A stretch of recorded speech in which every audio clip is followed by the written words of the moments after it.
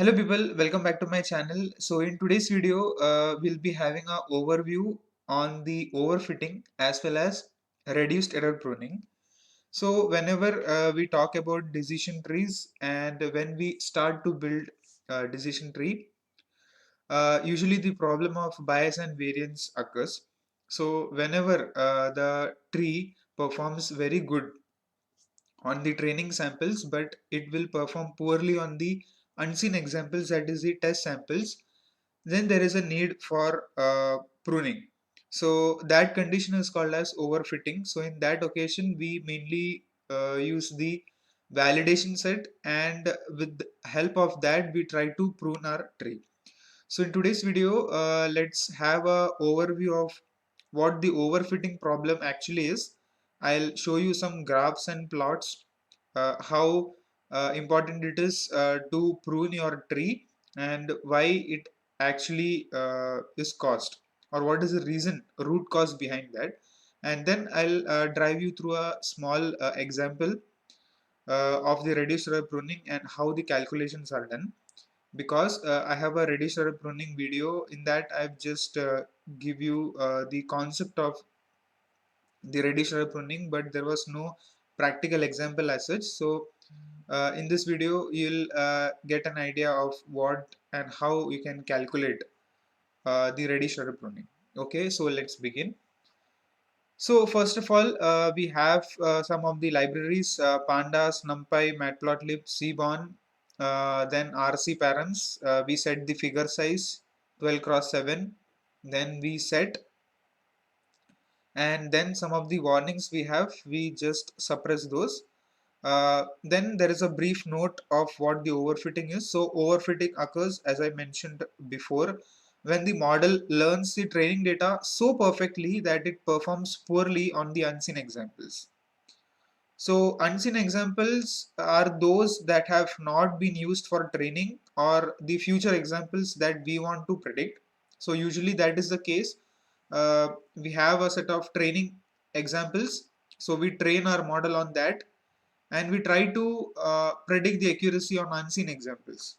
Okay, so now below, whatever data I take, that is the training and test accuracy, those are from a data set called as the employee Attrion data set. So from this data set, actually I have taken some of few values of training and test accuracy, and we'll be basically visualizing this based upon the minimum number of instances in the leaves and the number of nodes. Okay, so based upon these parameters, will visualize the accuracy of the training and test sets. Okay, so the corresponding model number of nodes and the number of leaves are also recorded. So the values which I get are actually taken from this employee Attrion dataset. So you can visit that dataset and you can see or check the values. So what I have is I maintain a dictionary. So in dictionary I maintain as key value pairs. So first I have the minimum instances in leaves, and these are the values. So minimum instances, I mean like the contribution or the distribution of positive and negative examples, that is the proportion. Okay, and the number of nodes, that you know how many number of leaf nodes are there, or including the root node and the internal nodes, and the number of leaves. So this contributes to internal nodes as well as the root node, and this just contributes to the leaves. And this is my training accuracy I'm taking in a list, and test accuracy, that is in a list. The entire thing I'm putting in a dictionary. Okay, and then I make a data frame out of this. So if I just run this, this is how my data set looks like. The only information that we require for our plot. Okay, no extra things that we have added in this.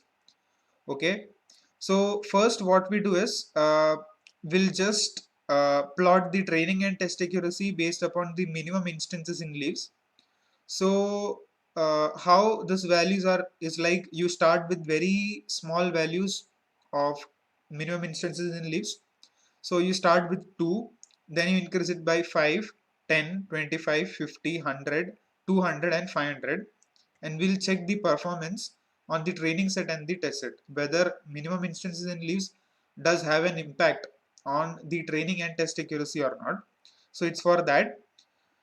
So for this purpose, since these values are increasing, so we can make use of a line plot to plot this. So in SNS, we have a method called as line plot. We pass the data frame df. Then on the x-axis, I have minimum instances in leaves, and on the y-axis, I have training accuracy, and the label is training accuracy. So this is one line plot which you can see on the graph, and this is the other one. So in this we have the test accuracy. So just on the x-axis you have minimum instances in leaves, and on the y you have the test accuracy. Okay, so it will be a superimposed image. I mean, like, one canvas will be there, and on that you will have two different plots. So one with respect to the training accuracy, and the other one with respect to test accuracy. And we set the label, that is title of our diagram. So these things are optional. So just we are making a comparison of with three different things. So for a better understanding, we'll set the title of this. So this is how you set the title of a particular chart or graph. So this is training and test accuracies by minimum instances in leaves, and the limit which you want to have. So my lower range is 0.8 and I'm scaling to 0.9. So if I run this, it looks something like this. So this is my title, that is test and training accuracies realized with the help of minimum instances in leaves. And this color that I have not put, it is internally given by SNS. So the red line which you can see, that is nothing but your training accuracy. The blue one is your training accuracy and the red one is your test accuracy. And on the y-axis you can see the accuracy. So that is this one, that is y label. Okay, so it goes here, and this limit, that is y limit, 0.8 to 0.9. So it will do the binning accordingly. So you need not worry about that. So depending upon the minimum instances in leaves, you get the accuracy in this way. So what you can infer from this? So if you look at the blue plot, initially when minimum instances on leaves were 0, it was the highest. You can make it out like approximately 0. More than 0.595 or more than 95% accuracy were there. And then as and when you increases the minimum inches in leaves, that is still 1, and actually this range is from 0 to 100, so there are n number of different values. You can't actually read what is this, but you can say some 10 instances in leaves, then we can say about 20, 50 and so on, and up till 100.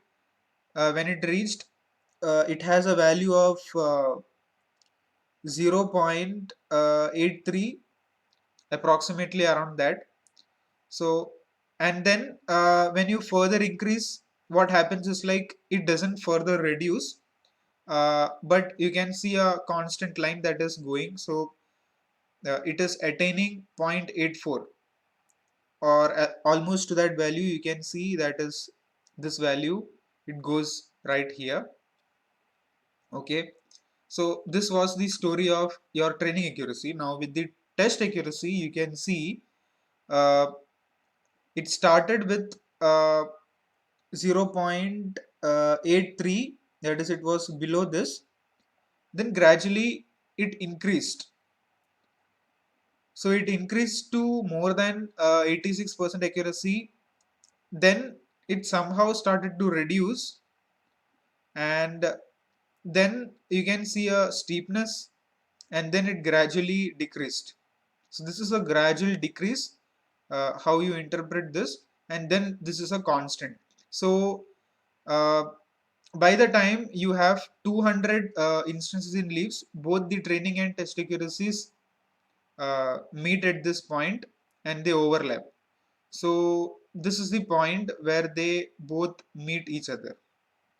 Okay, so here you can see both the graphs are overlapping, or both the line plots are overlapping, and after this, or more than 200 instance in leaves, you can't have a better accuracy, or it doesn't performs that well. Okay, so what conclusion you can make out of this is, like, by increasing the minimum instances in leaves, we are restricting the depth of the tree. That is true.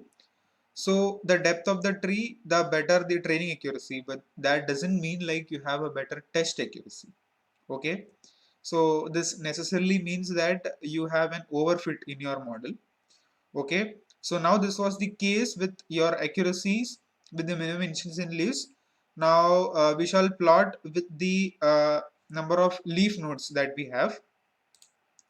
So the same plot, same thing, just I take the number of leaves on the x-axis and I try to plot and see what kind of graph we can obtain. We can see a slightly better graph as compared to the previous one, because uh, you can see the minimum instances in leaves, it scaled automatically. Okay, so now the minimum number of leaves here, it's from 0 to 100, that is in this range, and you can see good growth in the training accuracy, because when you started with 0 leaves, it began with 0.84 accuracy. Then gradually when you started to increase the number of leaves in your tree, it gradually increased. So that is a very uh, good rise in your accuracy, and it attains somewhere around 0.96, not exactly 96%, but somewhere below. But if you look at the graph of test accuracy, uh, disappointingly, disappointingly, uh, it doesn't give you any good growth with respect to the test accuracy. That means, like, whether you increase or whether you compare with the number of leaves or minimum instances in leaves, you can't have a better test accuracy. So that is the problem with this. So this again leads to overfitting. Okay, so as the number of leaves increases, the deeper the tree, as we discussed before. So the training accuracy keeps increasing, but the test accuracy does not. So the test accuracy drops around 50 leaves. So as you can see here, so this is the point. So till here it remains constant, that is approximately 50 you can read, and then it has a gradual decrease. So even after that it decreased very bad, that is below 0.84.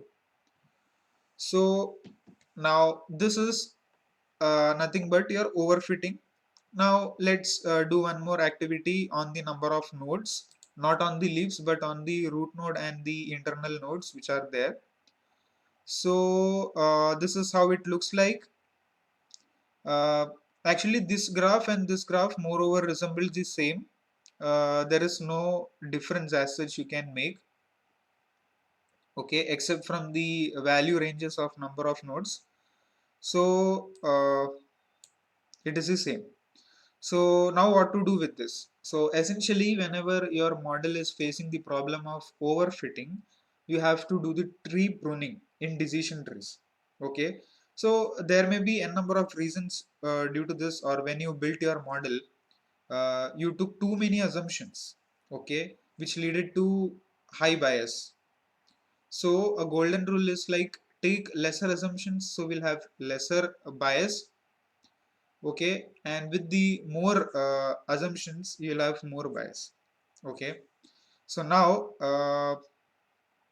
we shall move to reduced error pruning, how it is actually done. And I hope you remember the algorithms of this reduced error pruning, the steps how to prune it by looking at the validation set. So essentially, reduced error pruning is a way of how we can deal with the overfitting. So how we do is like each of the nodes are removed one by one, and a validation set is used to check for a decrease in error. So this is how it is done, and keep in mind like two things to keep in mind with this. Whenever the error is zero, so we are looking for reduced error. So whenever the error reduces, you have to keep that latest tree, okay? And if the error is zero, you'll try to stop your algorithm there. So what is your final tree? You'll accept that. So your goal is not to have a precise or concise tree representation. Your goal is to have a minimal error, and if that tree looks sophisticated also, and if you have a error of zero, then you'll store that sophisticated tree. So you don't go for optimization of the tree unless you are having some memory issues. So reduced error pruning looks only on the error. So minimal error is the golden rule with reduced error pruning. And second thing is like this reduced error pruning is an iterative process. That means you have to check with the every node at every step. So you have to remove a particular node at each step and then check the error. Then again you have to do this in a recursive way. So it is an iterative process. So every time you have to remove a node, check the error, keep the node back, check the error. Okay, left subtree, right subtree, everything. Even the root node you have to prune in some situations, and then you have to check for the error. So it is how done. So the error rate that we'll be using for calculation is nothing but the same thing which we get from classification, that is performance metrics.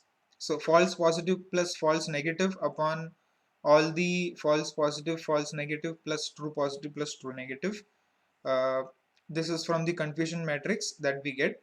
So how our validation set looks like. So this is how the validation set looks like. So I basically have 5 instances with 3 uh, attributes, and this is my class, positive, 1 negative, and 2 positive. So how my tree is like, it looks like this.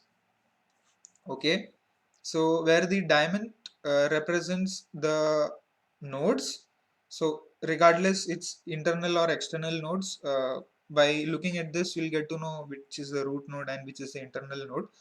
So these are the nodes, and this rectangles represents the leaves, and there is a, directional arrow, okay, which represents which is the left node and which is the right node, and 0 1 2 are nothing but the values that it gets, attribute values or the attribute test conditions.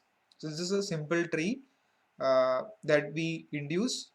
So on this we have to run the reduced error pruning algorithm. Okay, so first we calculate the error on the entire tree for the first time. So without pruning any of the nodes, we'll first check for the error. Okay, so see how it is done. So first of all, we get the first record or the first row. So we check for A on 0. So for A on 0, you got to node B. Okay, and in node B, you have B on 1. So B on 1, when you go here down, uh, you have to check for the majority class. So majority class here is positive, and your actual class is also positive. Your prediction is positive, actual is positive, so that means it's a correct classification. Okay, so next we take the second sample. So A on 0, B on 1, again it is positive. Okay, so you need not check C attribute, because uh, basically if you do that, then you are doing a backtracking activity. Okay, so once it classifies, that means it classifies. Okay, then you have a on 1, so majority is negative, so you have a correct classification. Then a on 1, you have a negative. Okay, and here you have a positive, so that means there is a misclassification. So that is your actual and predicted is wrong, so you have an incorrect classification. And then you have a on 2, so a on 2 goes here.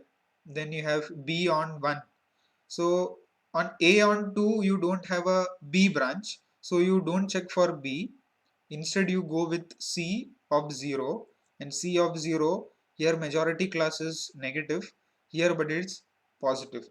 So it failed on this sample and this sample, so you have a error rate of 2. Okay, so 2 out of 5 is your error rate or classification, misclassification rate. So this is how I wrote it. So the class predicted is correct. So is correct is a label which checks for whether it's correct or not. So here I'm not running any script, just manually hard coded. So this is how it looks like. Okay. So now this is the error that is calculated for the first time without pruning any of the nodes. Now what we do is we remove node B and calculate the error on the validation set. So now when we remove this particular node, that is this node. So when you remove this node, what things you have to keep in mind? So when you remove a node, so the next thing that you want to keep is like a leaf node, and in leaf node you have to put the partition which is the positive and negative. And what you do is you keep the majority class in most of the cases.